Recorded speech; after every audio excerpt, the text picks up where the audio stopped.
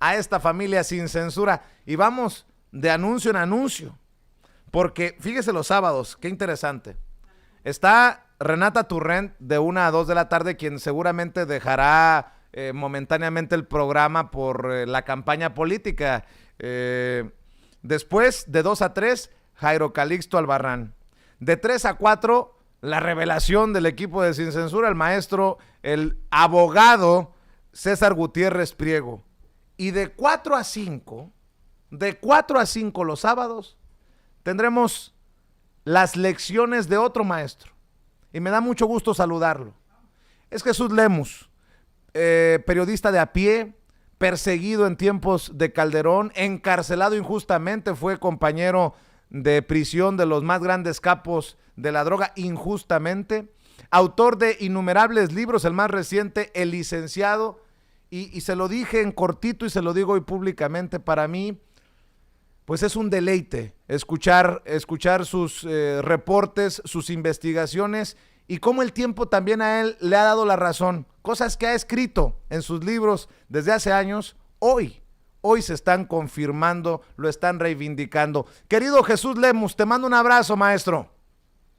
Gracias, buenos días, mi querido Vicente. Siempre un placer y un gusto saludarte en este Jueves Santo, que bueno, esperemos que transcurra bien y que este problema del COVID no vaya a rebrotar con tanta gente que ha tomado la decisión de irse a pasear y reunirse. Pero aquí estamos, como todos los jueves, mi querido Vicente, para platicar de los temas coyunturales. Antes de entrarle a los temas coyunturales, Jesús, la gente tiene que saber que para ti también es un reto profesional, entrarle a conducir tu propio espacio. Yo te decía, es que tienes tanto que aportar, Jesús, y se queda tanto en el tintero, y yo creo que va a ser el deleite de aquellas personas que están siempre al pendiente de lo que escribes, de lo que dices, de información con sustento. La van a encontrar contigo de 4 a 5 todos los sábados, Jesús Lemus, aquí en los canales de Sin Censura. Sí, gracias Vicente por esta oportunidad, por el espacio que me brindas tan generosa y tan cariñosamente, de poder incluirme con la familia de Sin Censura para poder seguir abordando esos temas. Como tú ya bien lo decías, a veces se nos queda corto este espacio de los jueves de media hora que a veces tenemos y a veces un poquito más, pero también se nos queda muy corto para abordar algunos otros temas que son pues muy coyunturales y mucho de importancia, y sobre todo por la importancia de la cooptación de los medios de comunicación actualmente, mi querido Vicente. Tú sabes, y ya lo hemos venido platicando, y creo que bueno, el yo sumarme a este proyecto de Sin Censura, el aportar mi granito una vez a la semana, los fines de semana, los sábados, pues creo que puede ser también muy importante para mí, y es para mí también un reto. Yo nunca había hecho televisión, o en este caso, bueno, nunca había hecho transmisiones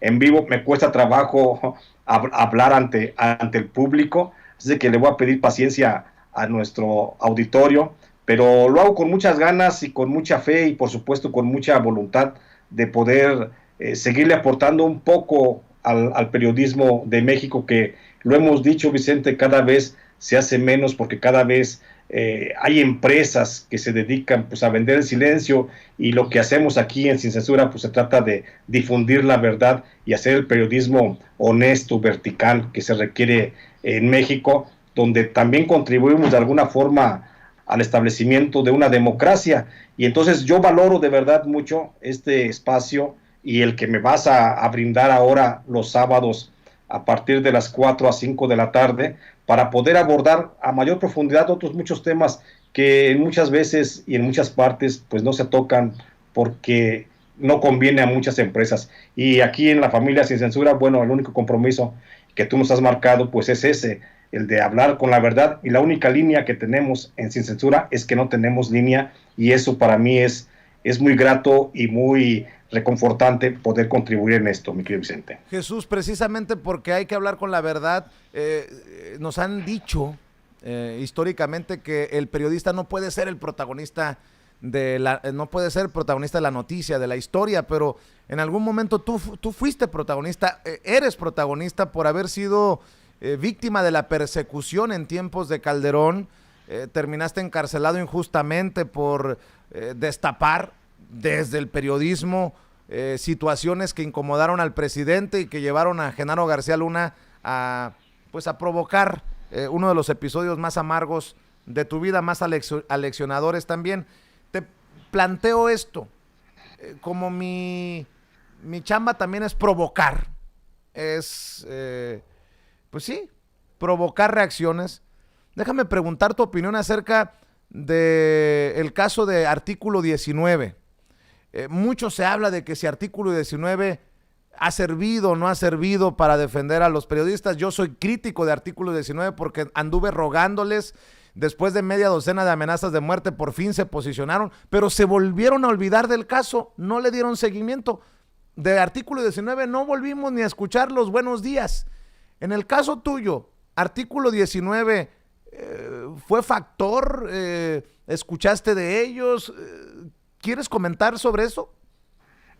Claro que sí, mi querido Vicente. Fíjate que es un tema bien importante de Artículo 19 y que bueno, se abre una cloaca, porque antes de abordar el tema, déjame decirte que en México hay muchas organizaciones que se dicen defensoras de los derechos de periodistas y defensoras de la libertad de expresión, pero en realidad solo están viviendo a costa del dolor, de la persecución, de la violencia que se vive en el gremio periodístico, porque son organizaciones amañadas y mafiosas. Es otra mafia de poder que se ha anidado en México para poder mamar dinero de otros gobiernos que tienen, por supuesto, también sus intereses, sobre todo los europeos, el norteamericano, que tienen muchísimos intereses en México y que es una forma también de ir socavando y de ir haciendo una política subterránea contra gobiernos mexicanos.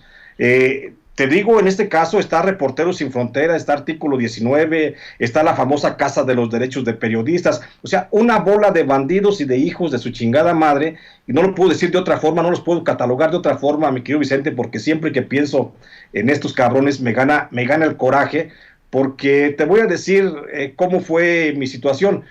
Artículo 19, que se dice, bueno, que se financia con embajadas de otros países, de Europa, por ejemplo, del Estado, del Departamento de Estado, del gobierno de Estados Unidos, que son muchos los fondos que le llegan y que tan solo el gobierno de Enrique Peña Nieto lo financió con 20 millones de pesos en el último año de gobierno a esta organización para supuestamente defender, pero no hacían nada por defender. Realmente Artículo 19 lo que ha venido haciendo ha sido un manejo mediático de los casos y únicamente le entran a casos de cuando es por su propia voluntad, a casos donde es muy fácil sacar adelante el proceso de la agresión al periodista, es decir, mentadas de madre, empujones, negativas de información, ataques cibernéticos, puras cosas de esas que yo no digo que sean menores, pero a final de cuentas son utilizadas por Artículo 19 para beneficiarse mediáticamente y justificar el millonario presupuesto del que nunca se explica de manera clara cómo fue esto. Y te pongo un caso simplemente. El año pasado en México hubo 14 asesinatos. De esos 14 asesinatos, Artículo 10, 14 asesinatos contra periodistas. De esos 14 asesinatos, Artículo 19 solamente se posicionó en 3 casos de ellos. En el 2019 hubo 18 asesinatos y Artículo 19 solamente se posicionó en 4 de esos casos de asesinatos. Los demás casos que no les dio el respaldo a Artículo 19, pues es porque no les convenía, fue porque ellos de antemano dijeron: es que fue responsabilidad del reportero, nosotros no nos metemos ahí, que fue el caso mío. Mira, tú bien dices, el periodista nunca debe de ser el eje central de la historia, el periodista siempre debe de actuar desde afuera, desde arriba, para exponer el panorama informativo al lector, a la población, pero en este caso, si me lo permites, yo te voy a decir que yo tengo una muy amarga experiencia con Artículo 19. Cuando yo fui encarcelado en Puente Grande, acusado de narcotráfico y de ser el jefe de la familia michoacana, todo porque estaba haciendo un trabajo de las rutas de investigación, un trabajo de las rutas del narcotráfico, cuya investigación me llevó a tocar los nombres de Luisa María Calderón Hinojosa y su relación con Servando Gómez Martínez Latuta, el jefe de los Caballeros Templarios, y eso me lleva a la cárcel, pues yo en mi desesperación tiré cartas, como no te imaginas, a todas las organizaciones defensoras de derechos humanos. Entre ellas les mandé, por supuesto, artículo 19 y a Reporteros Sin Frontera. Reporteros Sin Frontera me contestó dos cartas me contestó Balbina Flores, que era la representante en aquel tiempo de Reporteros Sin Frontera, no sé si siga todavía, y ese fue todo el acompañamiento que me hizo Reporteros Sin Frontera durante mi estancia en la cárcel, cosa que yo agradezco, a final de cuentas.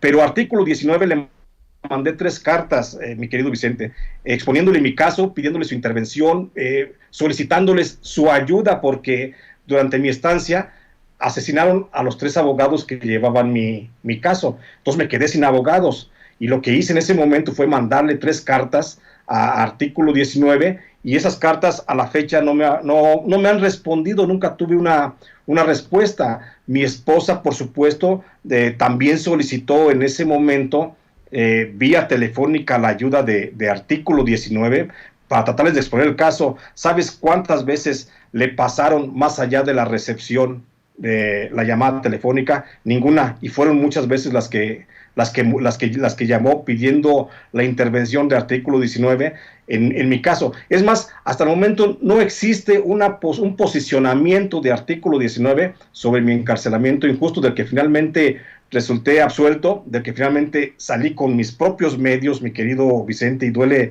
duele y da coraje y mucho encabronamiento decirlo. Salí con mis propios medios, con los únicos medios que tuve de mi familia, porque muchas organizaciones de esos reporteros que se dicen que ayudaban a la libertad de expresión, pues nunca se hicieron presentes.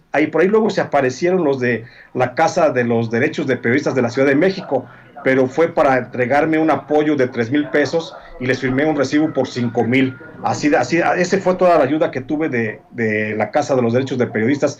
Y así, en esos términos, se dio mi relación con artículo 19, que entonces en aquel tiempo estaba, creo que un tal Darío, no sé qué chingados.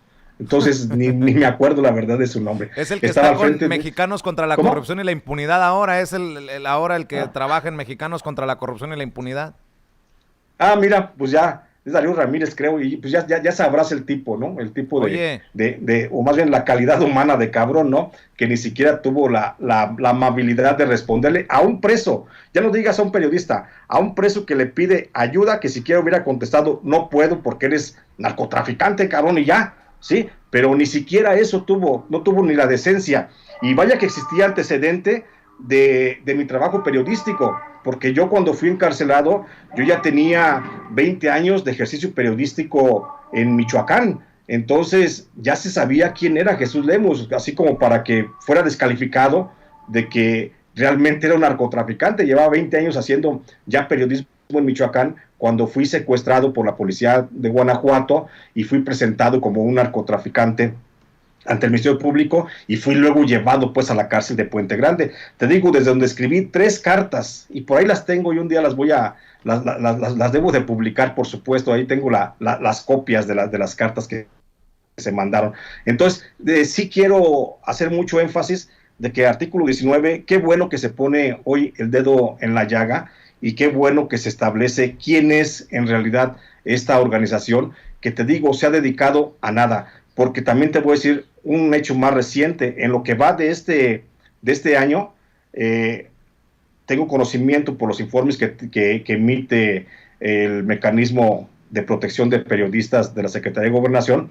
Ha habido por lo menos 120 agresiones a periodistas, que te digo, van desde amenazas hasta ataques físicos. Y de esos 120 agresiones, solamente en 3 casos muy mediáticos, muy importantes, muy de periodistas de élite, es donde ha venido a intervenir esta agrupación del artículo 19. Hay casos de desaparecidos, de periodistas desaparecidos en Sonora. Tú sabes, mi querido Vicente, sí, la situación crítica que vive hoy la prensa en Sonora, y sobre el particular, esta organización ni siquiera se ha manifestado.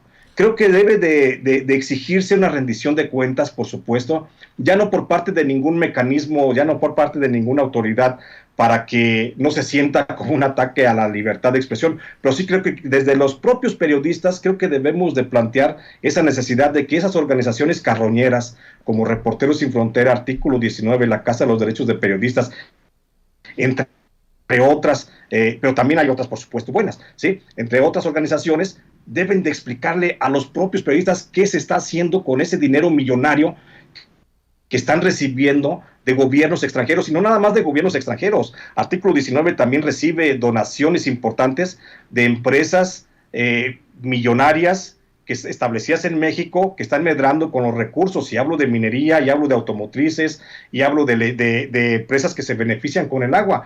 Entonces, creo que Artículo 19 representa un caso bien importante para ir desentrañando este desmadre de corrupción que nos dejaron los gobiernos, pero que no nada más, que ya estamos viendo que no nada más es un acto de gobierno, también es un acto de la sociedad civil o de estas organizaciones no gubernamentales, mi querido Vicente. Oye, Jesús, qué fuerte lo que estás señalando en momentos en que, y con mucho respeto lo voy a decir, muchos dicen, oye, es que tú eres amigo de Anabel Hernández. Yo sí me considero amigo de Anabel Hernández, pero creo que está del lado equivocado de la historia, o al menos cada quien cuenta cómo le va en la feria. Anabel Hernández dice que sale a defender Artículo 19 y le responde, según ella, al presidente Andrés Manuel López Obrador. He visto a Monero Rapé, he visto a Risco, he visto a Warkentin, y considero que cuando salen a defender Artículo 19 también muestran un cierto grado de clasismo y de esta idea de que hay periodistas de élite o periodistas de nivel y otros que no lo son, porque pues es que si alguien conoce el periodismo de a pie eres tú, y estás poniendo exactamente el dedo en la llaga. Está cabrón. Y lo digo con mucho respeto, insisto, cada quien habla como le va en la feria. A nosotros no nos fue bien o no nos ha ido bien con Artículo 19 y hay que mencionarlo, pero más cabrón el tuit que subiste ayer, Jesús, porque esto sí duele, sí, y seguramente ni lo tocarán porque no conviene. Dice: y ya metidos en asuntos de financiamientos y luego de exhibir Artículo 19, sería bueno ver de dónde viene el financiamiento de Reporteros Sin Fronteras, que recibe fondos de mineras y petroleras europeas. Digo, pácatelas, cabrón, qué fuerte.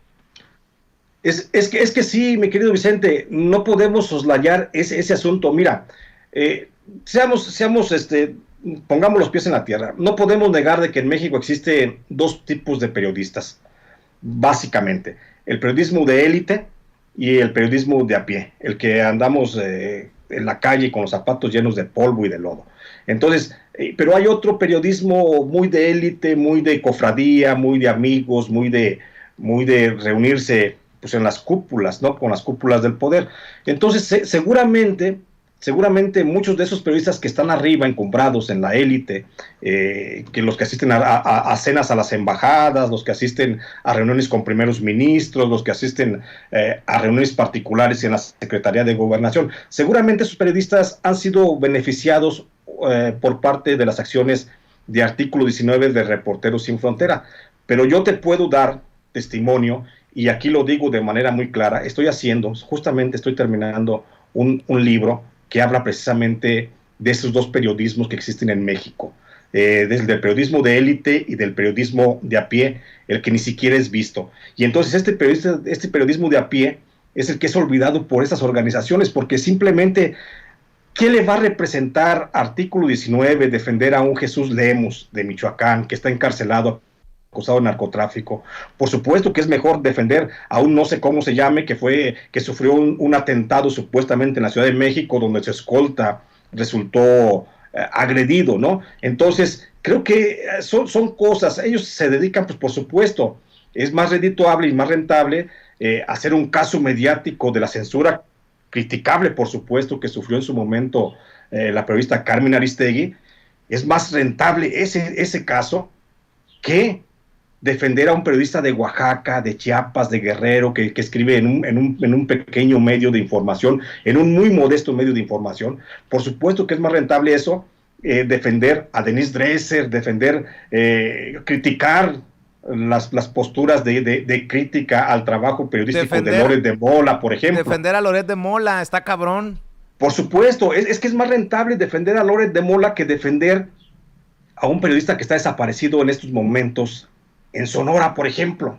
Que ellos ni por enterados se dan y ni les interesa en lo menos la vida de este compañero periodista. Defender por lo menos a un periodista que está preso allá en el estado de Coahuila en estos momentos. Eso no les interesa. Defender a un periodista que está preso en Teciutlán, Puebla, desde hace 14 años, por supuesto que eso no les interesa a ellos. A ellos es más rentable defender a las estrellas del periodismo. Finalmente son estrellas, ¿no? Por lo que sea, más allá de su labor informativa. Entonces, para ellos es más rentable promover la salida del país de un periodista que es perseguido y que van y lo radican, no sé, allá en las Alemanias, por ejemplo.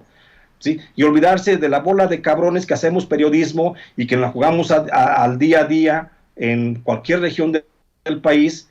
Y eso es lo que no se vale, mi querido Vicente. Entonces, creo que el caso de Reporteros Sin Frontera y Artículo 19, que no se pueden disociar, porque ahí hay una maña y hay una mafia muy, muy cabrona, te voy a decir también. ¿Por qué? Porque luego a veces los gobiernos europeos emiten convocatorias para sacar del país a los periodistas más perseguidos o que están en mayor riesgo por su trabajo.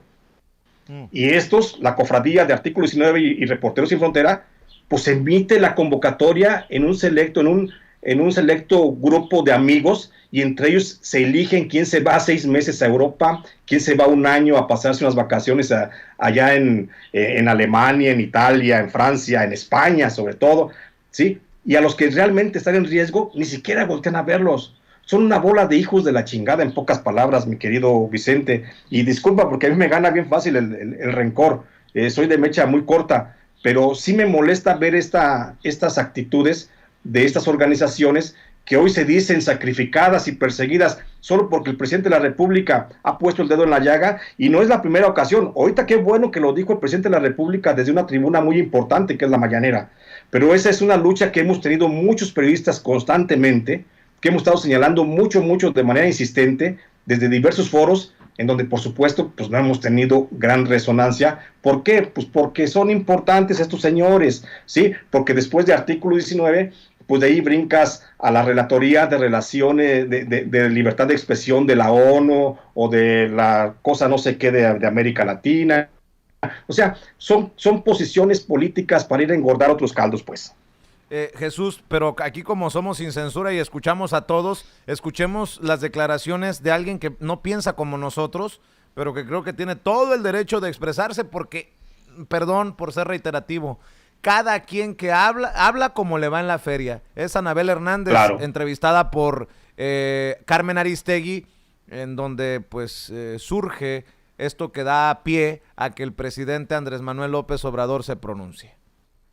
Presidente, en mayo del 2020, y lo platicamos en su momento aquí en tu programa por ciertas situaciones, habló sobre mi situación con García Luna, cuando yo estaba denunciando toda la corrupción de ese jefe policíaco. Y el presidente dijo ahí en su mañanera: Anabel Hernández muy valiente porque se enfrentó a ese poder.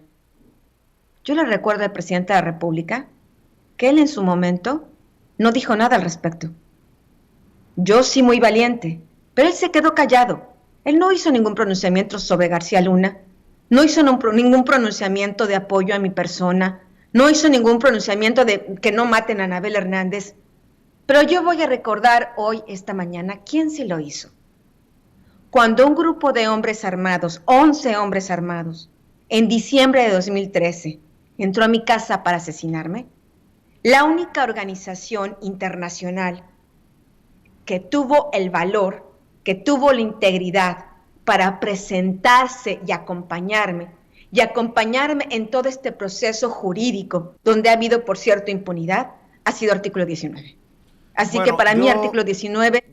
Yo estoy diciendo que cada quien habla como le va en la feria, y muy respetable lo que dice Anabel, importante, pero ese no es el punto que estamos tocando, Jesús. Muchos que estamos inconformes y que aplaudimos que se abra este debate, sino de la selectividad de compromiso de artículo 19. Ese es el punto, ¿no? Para cerrar este segmento.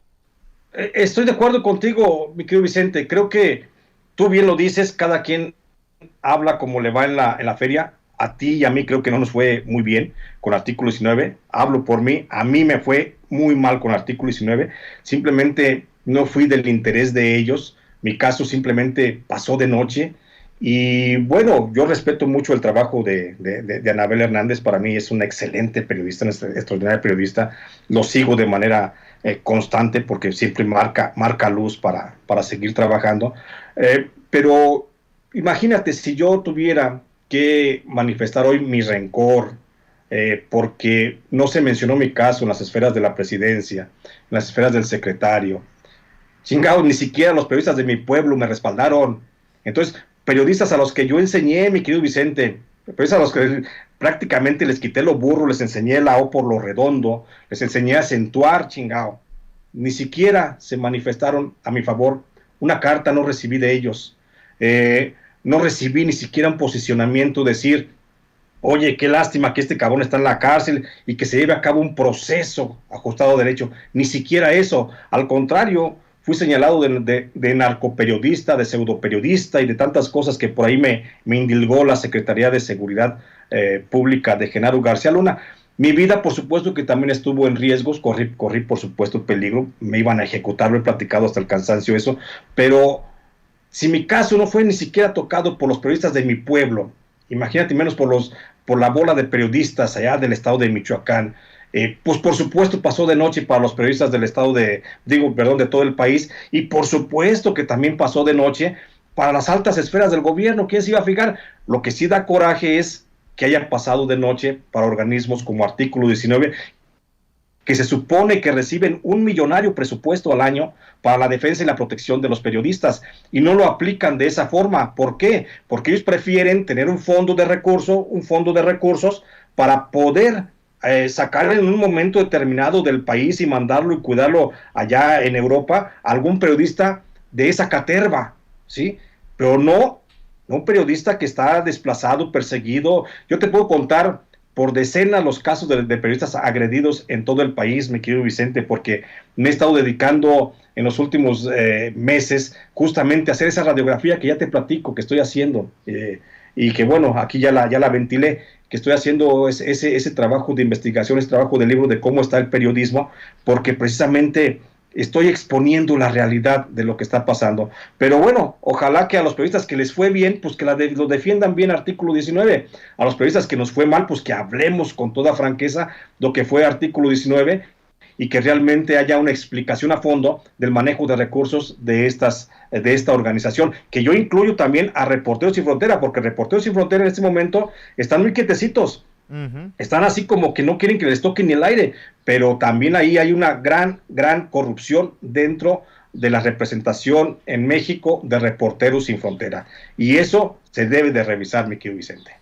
Jesús, no quiero abusar de tu generosidad, pero teníamos pactado otro tema, no sé si quieras entrarle, porque ya te acaparé con esto que también es polémico y que sabía que tú tenías mucho que expresar. Si quieres hablar, hablemos de la violencia en la zona sur contra los migrantes y cómo está creciendo el problema. Claro que sí, mi querido Vicente, eso es un gran problema también y déjame tocar ese problema de la violencia que se vive en la frontera sur de México, en donde los grupos de migrantes que ingresan de manera furtiva a suelo mexicano son las principales víctimas de esa ola de violencia. Y es aquí, en la frontera sur de México, donde existe un mayor énfasis en este problema de la colusión entre miembros del crimen organizado con autoridades de seguridad de los tres órdenes de gobierno. Si de por sí es grave, Vicente, el problema de la infiltración de las corporaciones policiales y de seguridad pública en todo el territorio nacional, en los estados que limitan las fronteras con Guatemala, como Tabasco, Campeche y Chiapas, incluso Quintana Roo, que linda con Belice, el problema de colusión y corrupción entre narcotráfico y autoridades es mayor. Y esto se refleja en la constante ola de violencia que viven los migrantes. Esto viene al caso por el reciente asesinato de Victoria Esperanza Salazar, la migrante salvadoreña que fue asesinada por elementos de la Policía Municipal de Tulum, Quintana Roo, cuando pretendían arrestarla por una falta administrativa, esto el pasado 27 de marzo, lo que ha vuelto a poner en la mesa de debate las condiciones de seguridad que enfrentan los migrantes en suelo mexicano.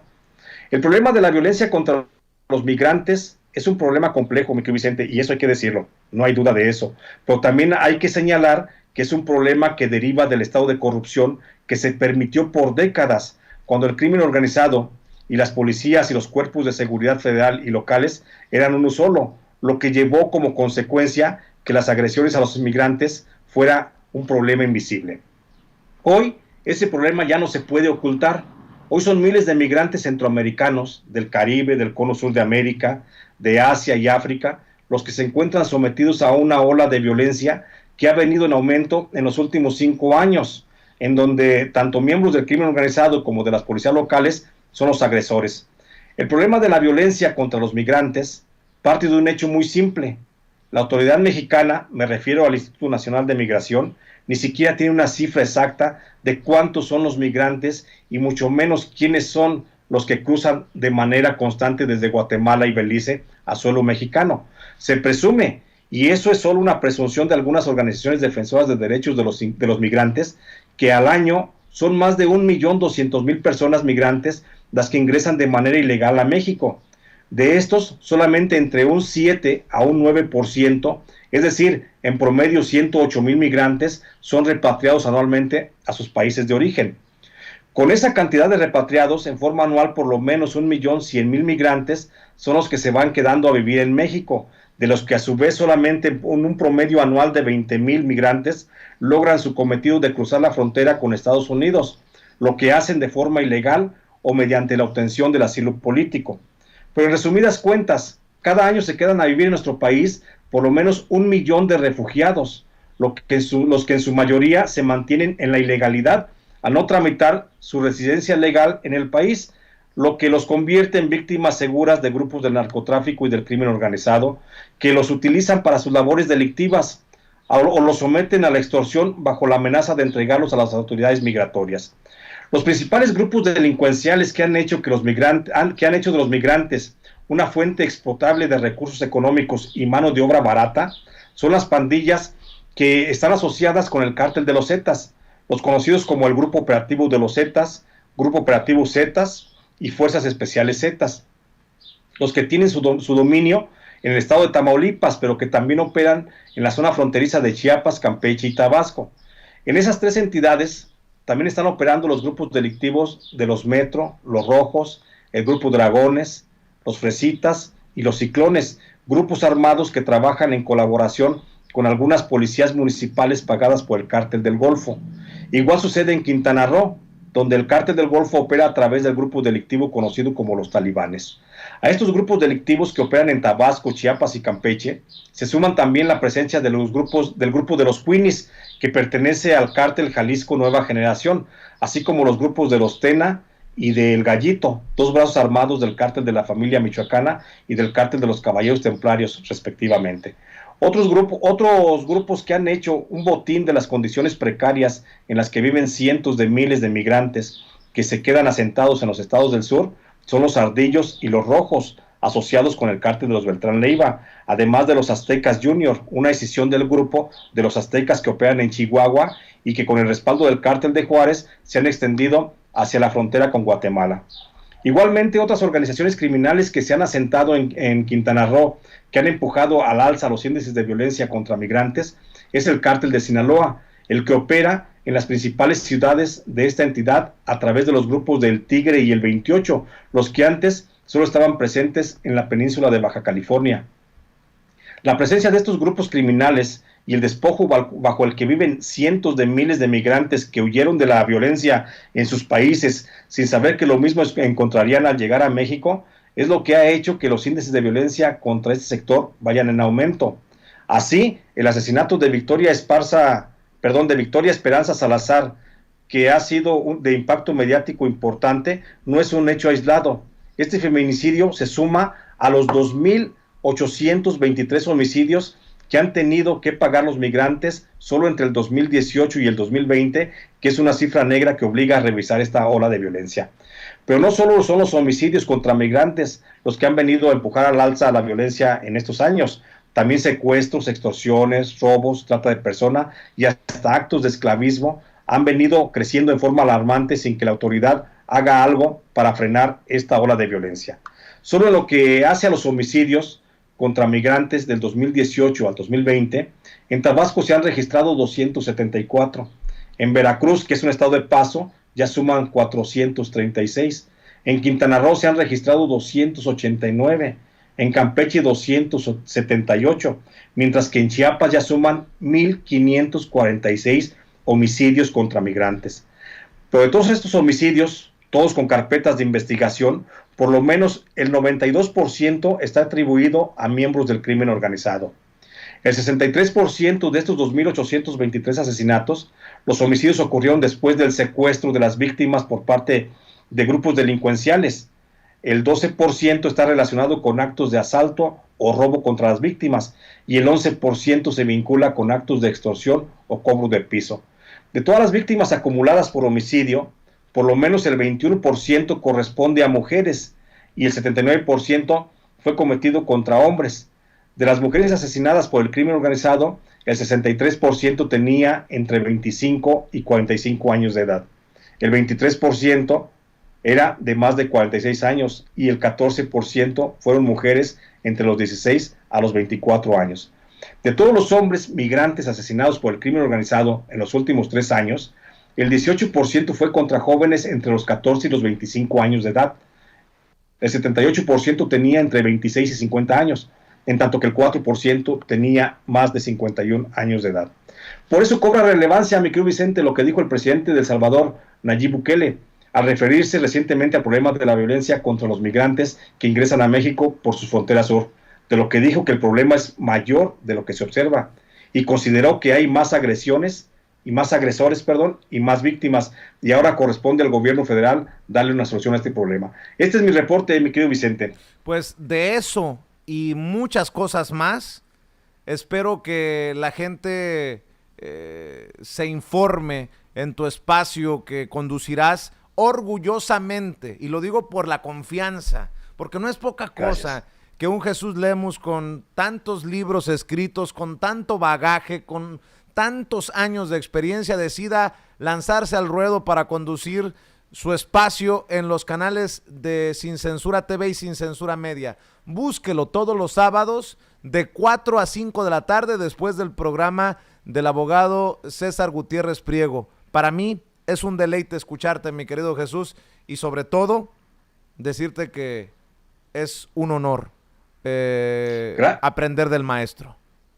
No, hombre, gracias, de veras gracias, mi querido Vicente, agradezco infinitamente esta oportunidad, que sin duda alguna la aprovecharé para poder difundiendo estos temas que a veces son difíciles publicarlos en otros medios de comunicación, precisamente por lo que ya hablábamos, por la autocensura, por la venta del silencio, por lo que tú gustes y mandes. Pero sin duda alguna aquí estaremos el sábado, por supuesto, pendientes a cada cita con nuestra audiencia para llevarle lo mejor de la semana en cuanto la percepción de información que yo tenga. Y obviamente despidamos invitando a la gente para que te apoye en tus canales, en tus espacios, en redes sociales y en donde escribes y publicas, por favor, Jesús. Gracias, sí, gracias. Mucho me ayudaría la gente si me sigue, me busca en Facebook como Jesús Lemus Barajas y en Twitter como @LemusBarajas. También si me ayudan compartiendo y dándole la manita esa de like en las publicaciones aparte también de Sin Censura, por supuesto, y en la de Los Ángeles Times y el Ángel Metropolitano, donde también estoy escribiendo de manera constante y manera muy, muy periódica, y ahí estoy siempre a sus órdenes, estoy en contacto para la interacción y para la retroalimentación informativa, mi querido Vicente. @Lemus Barajas en Twitter y Jesús Lemus Barajas en Facebook. Mi querido Jesús, estamos al pendiente para aceitar, afinar todos los detalles. Por lo pronto te mando un abrazo. Seguro que sí, mi querido Vicente, un abrazo, estamos pendientes. Gracias, es Jesús Lemus hablando con nosotros.